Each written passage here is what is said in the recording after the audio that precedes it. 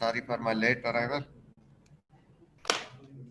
हमने lastly order 41 जो appeal का ऑर्डर था वो कंप्लीट कर लिया था। इस तरह से हमें अपील का स्टेज कवर हो गया।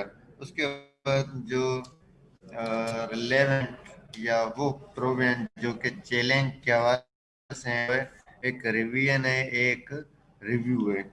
तो पहले हम रिवीजन कर लेते हैं, उसके बाद हम रिव्यू पे चले जाएंगे। Revision is covered in section 115।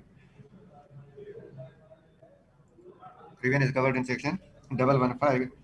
It says the High Court may call for the record of any case which has been decided by any court subordinate to such High Court, and in which no appeal lies thereto. And if such subordinate court appears to have exercised a jurisdiction not vested in it by law, or to have failed to exercise a jurisdiction so vested, or to have acted in exercise of its jurisdiction illegally or with material irregularity.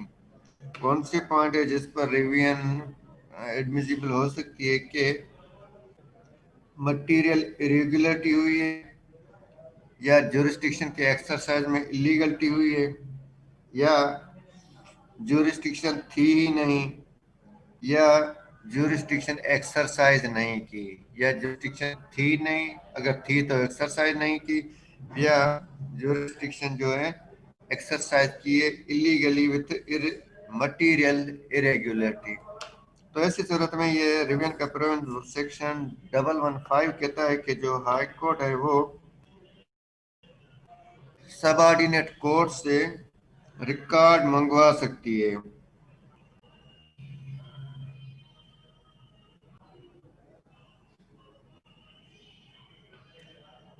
High court in points पर अगर revision की application high court में file होती है तो subordinate court से record मंगवा सकती है।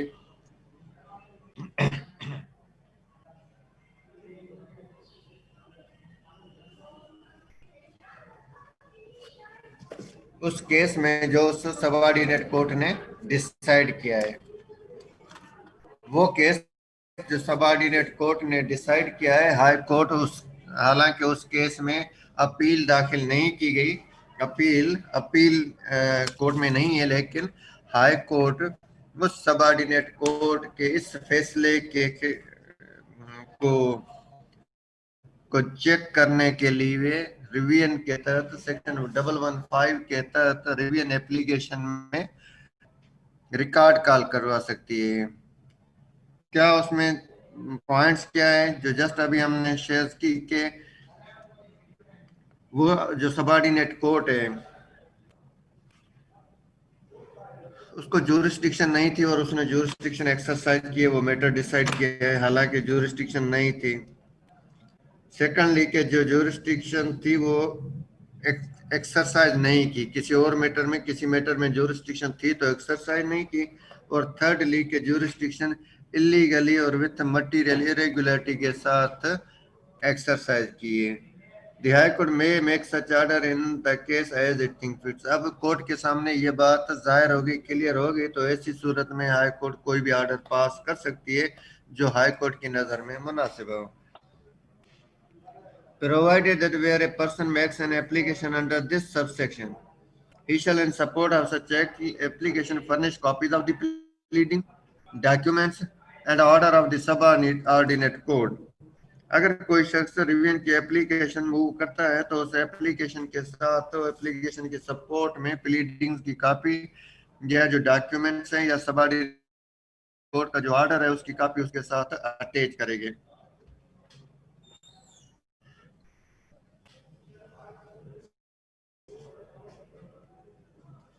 And the High Court shall accept for reason to be recorded dispose of such application without calling for the record of the subordinate court. तो ऐसी सूरत में जो हाई कोर्ट है वो उस एप्लीकेशन को सबऑर्डिनेट कोर्ट से रिकॉर्ड कॉल किए बगैर डिस्पोज ऑफ कर सकती है, उसको डिसाइड कर सकती है।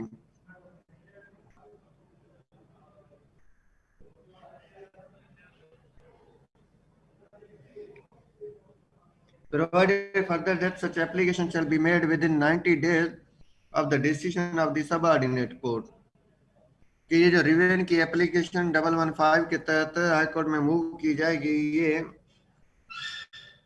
With in 90 days high court में मूव की जाएगी। जो लिमिटेशन फिक्स की गई है वो 90 डेज की है। Provided further that such application shall be made within 90 days of the decision of the subordinate court, which shall provide a copy of such decision within 3 days thereof, and the High Court shall dispose of such application within 6 months. जिस court ने जो matter decide किया, जिसके खिलाफ revision की application move की जा रही है, वो court with in 3 days decision के विद इन 3 डेज उस डिसीजन की कॉपी एप्लीकेंट पार्टीज को प्रोवाइड कर देगी।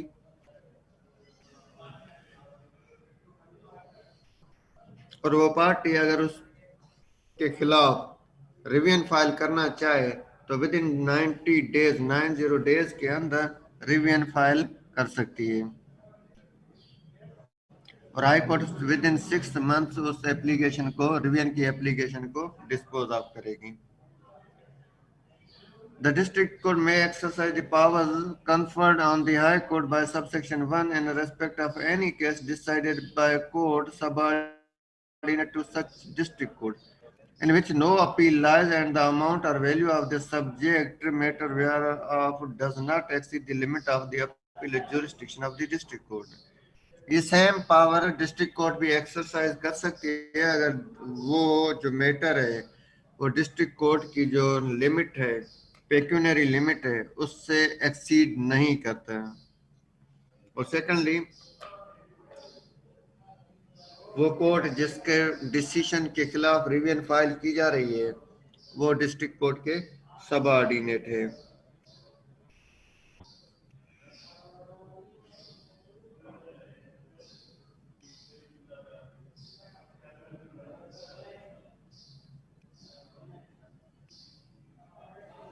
और थर्डली के उसकी उस मैटर में कोई अपील दाखिल नहीं की गई, नहीं की जा सकती।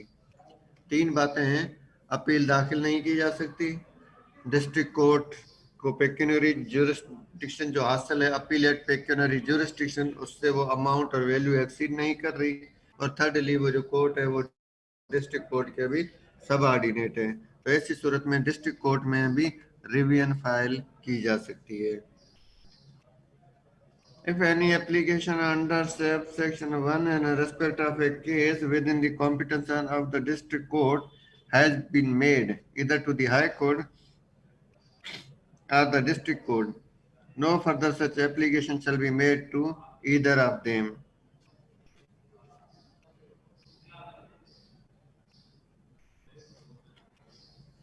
अगर रिवीजन की एप्लीकेशन डिस्ट्रिक्ट या हाई कोर्ट में से किसी कोर्ट में फाइल कर दी गई है, ठीक है, तो ये सबसेक्शन 3 बता रहा है कि ऐसी सूरत में कोई और एप्लीकेशन मूव नहीं की जाएगी। No proceeding in revision shall be entertained by the High Court against an order made under subsection 2 by the District Court. District court ने रिवीजन की एप्लीकेशन को डिसाइड किया तो उस डिसीजन के खिलाफ अगेन रिवीजन अब हाई कोर्ट में नहीं दाखिल किया जा सकता। या यूं कहा जाए कि अब डिसीजन, क्योंकि डिस्ट्रिक्ट कोर्ट ने जो रिवीजन को डिसाइड किया है तो उससे जो एग्रीव्ड पार्टी है वो कहे कि नहीं भाई डिस्ट्रिक्ट कोर्ट क्यों, मैं तो हाई कोर्ट में जाऊंगा, वहां रिवीजन डिसाइड होगा। तो नहीं, रिवीजन डिसाइड हो चुका, अब डिस्ट्रिक्ट कोर्ट ने डिसाइड किया, डिस्ट्रिक्ट कोर्ट को ज्यूरिसडिक्शन थी तभी उसने डिसाइड किया, तो ऐसी सूरत में अब उसके खिलाफ हाई कोर्ट में नहीं जा सकते। सेक्शन जो अभी हमने पढ़ा है वो रिवीजन के मुतालिक है, सेक्शन 115 है। ये सेक्शन बता रहा है कि उन सूरतों में जिसमें किसी कोर्ट ने जिसको ज्यूरिसडिक्शन नहीं थी उसने विदाउट ज्यूरिसडिक्शन कोई केस डिसाइड किया है, या जिसको ज्यूरिसडिक्शन थी लेकिन उसने ज्यूरिसडिक्शन एक्सरसाइज नहीं की। थर्डली कि किसी कोर्ट ने, सबऑर्डिनेट कोर्ट ने ज्यूरिसडिक्शन इलीगली और इलीगल मटेरियल इरेगुलरिटी के साथ ज्यूरिसडिक्शन एक्सरसाइज की है, तो ऐसी सूरत में हाई कोर्ट सबऑर्डिनेट कोर्ट के उस डिसीजन के खिलाफ रिवीजन एप्लीकेशन को एंटरटेन कर सकती है। इस सिचुएशन में हाई कोर्ट में रिवीजन एप्लीकेशन अंडर सेक्शन 115 के तहत फाइल की जा सकती है, और खास पॉइंट ये है कि उसमें अपील नहीं हो सकती, तभी ये रिवीजन फाइल होगी। हाई कोर्ट जिसमें जो भी मुनासिबा ऑर्डर होगा वो मुनासिबा ऑर्डर पास करेगी। जो एप्लीकेंट है वो अपनी रिवीजन एप्लीकेशन के साथ डॉक्यूमेंट्स, प्लीडिंग्स और ऑर्डर उसकी कॉपी अटैच करेगा, तो ऐसी सूरत में हाई कोर्ट रिकॉर्ड कॉल किए बगैर उसको डिसाइड कर सकती है।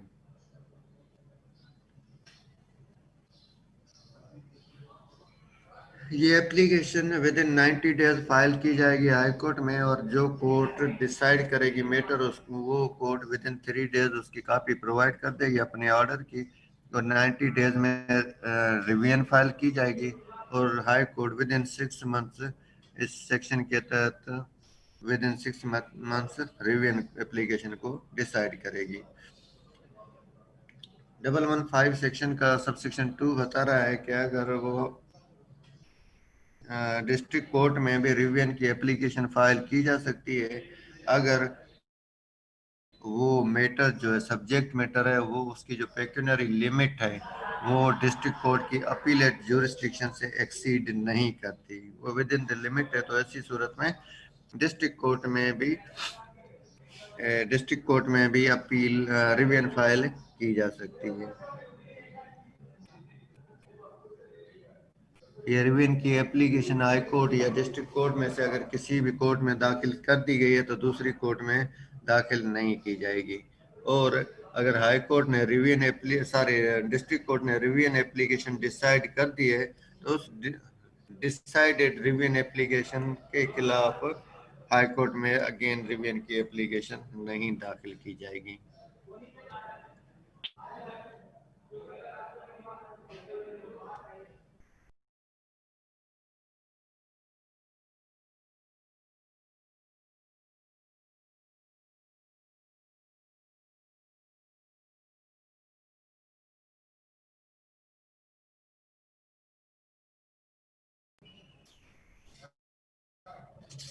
सेक्शन 114 पर सेक्शन 114 है रिव्यू का सेक्शन। 115 था रिव्यू, और 114 है रिव्यू। रिव्यू से कनेक्टेड ऑर्डर है आई थिंक ऑर्डर 47, और ये सेक्शन है 114। सेक्शन पहले हम पढ़ लें तो उसके बाद हम ऑर्डर 47 पे जाएंगे। Subject as a first any person considering himself aggrieved, कोई शख्स खुद को एग्रीड फील करता है किससे, by decree or order from which an appeal is allowed by this court but from which no appeal has been preferred, कि किसी decree कोई डिक्री पास हुई है, कोई ऑर्डर पास हुआ है और जो अदर पार्टी है उसमें से कोई पार्टी एग्रीव्ड है, सेटिस्फाइड नहीं है, उस मैटर में उस डिक्री उस ऑर्डर के खिलाफ अपील दाखिल की जा सकती है, लेकिन उस शख्स ने अपील दाखिल नहीं की। Secondly, by decree or order from which no appeal is allowed by this code, वो सिचुएशन के जिसमें इस कोड के तहत मीन सीपीसी के तहत अपील की इजाजत ही नहीं है, अपील दाखिल नहीं की जा सकती। thirdly, by decision on a reference from a court of small cause, by decision on a reference from a court of small cause may apply for a review of judgment of the court which passed the decree or made the order, and the court may make such order thereon as it thinks fit. तो small काज court की तरफ से भेजे गए के reference पर जो decision लिया गया है उस डिसीजन के मुतलक भी रिव्यू एप्लीकेशन फाइल की जा सकती है।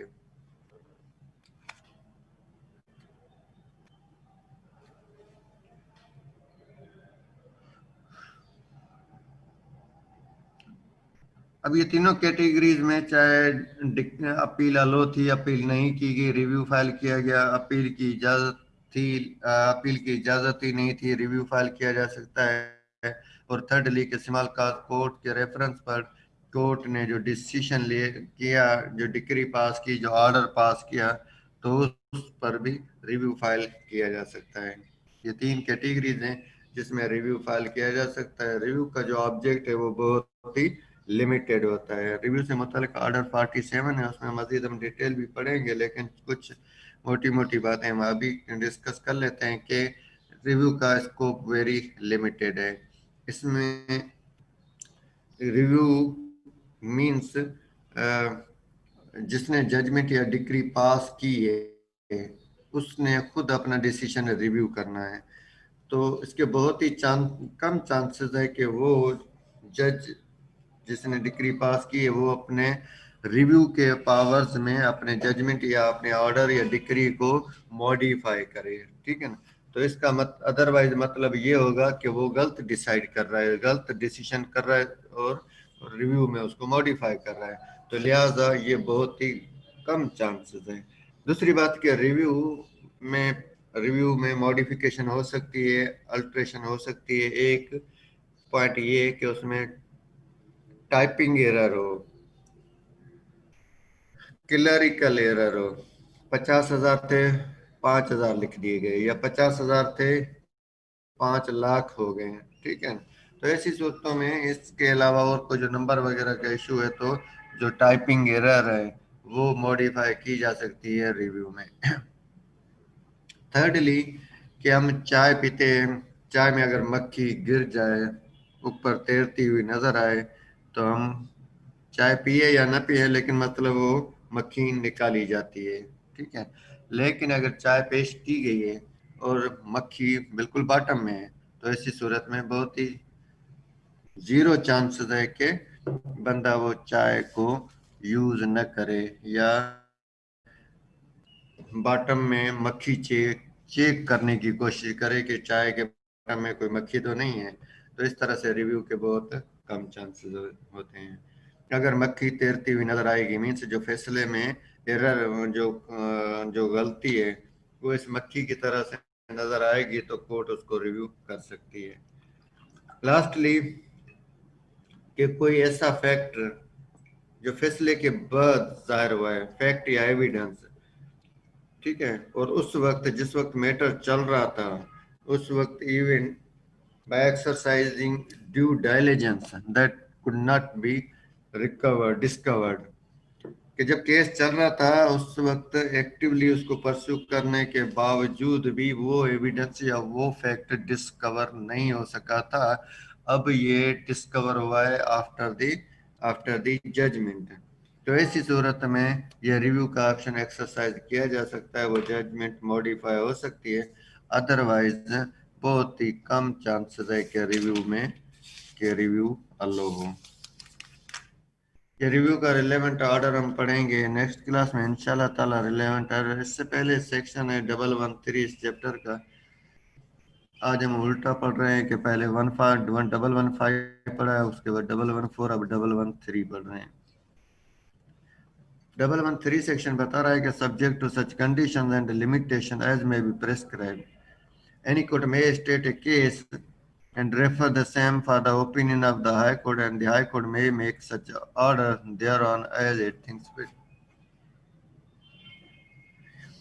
ये रेफरेंस के हवाले से सेक्शन है, रेफरेंस टू हाई कोर्ट के subject to such conditions and limitations as may be prescribed के कंडीशन, शर्त और ज़ाब्तों को, लिमिटेशंस को मद्देनजर रखते हुए कोई भी कोर्ट कोई भी कोर्ट कोई केस ओपिनियन के लिए हाई कोर्ट को भेज सकती है, हाई कोर्ट को भेज सकती है, और हाई कोर्ट उस पर जो भी मुनासिब फैसला होगा वो करेंगी।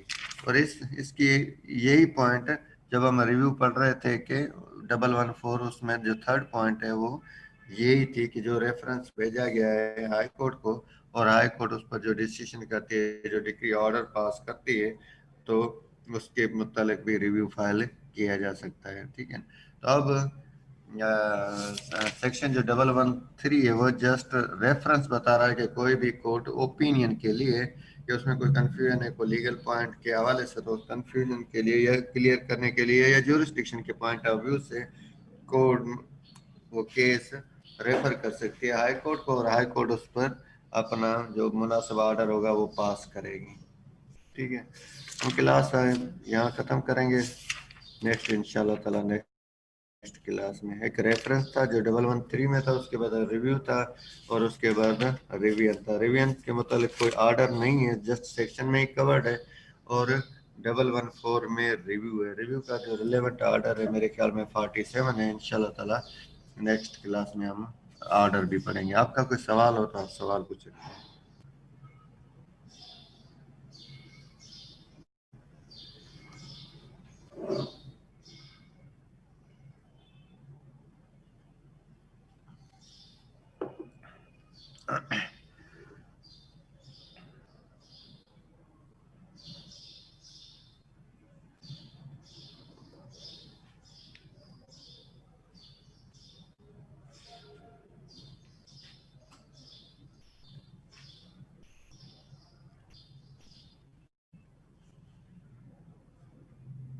असमतुल्लाह मालिक है क्या?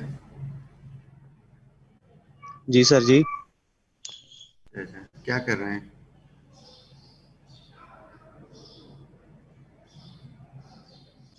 जी, जी सर, क्या कर रहे हैं मैंने कहा? पढ़ रहा था सर।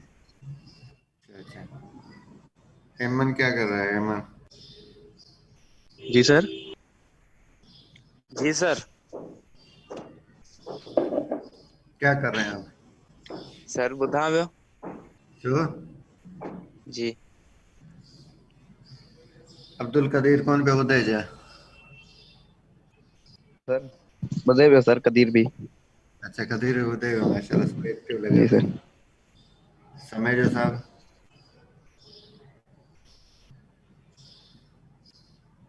समय साहब सुतो पियो न? कहिड़ो सम्झो सर? जेको बि हुजे, घणा आहिनि? कोसो सर साहब? माशाल्लाह सां 3-4 आहिनि सर। अच्छा माशाल्लाह। कोसो साहब?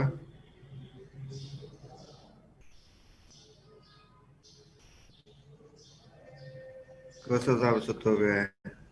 न सर ॿुधूं पिया तव्हांजो लेक्चर। अच्छा अच्छा, कंधार अली सुतो पियो आहे। इम्तियाज़ अली सुतो पियो आहे।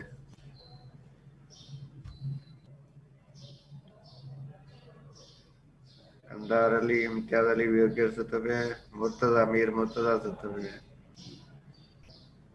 भुट्टो साहब भी सुतो पियो आहे। सर ॿुधो पिया तव्हांखे सर।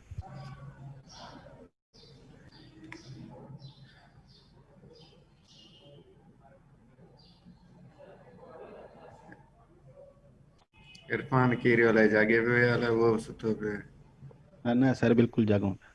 अच्छा, चलो ठीक है, thank you very much, take care and अल्लाह हाफिज। अल्लाह हाफिज सर। अल्लाह।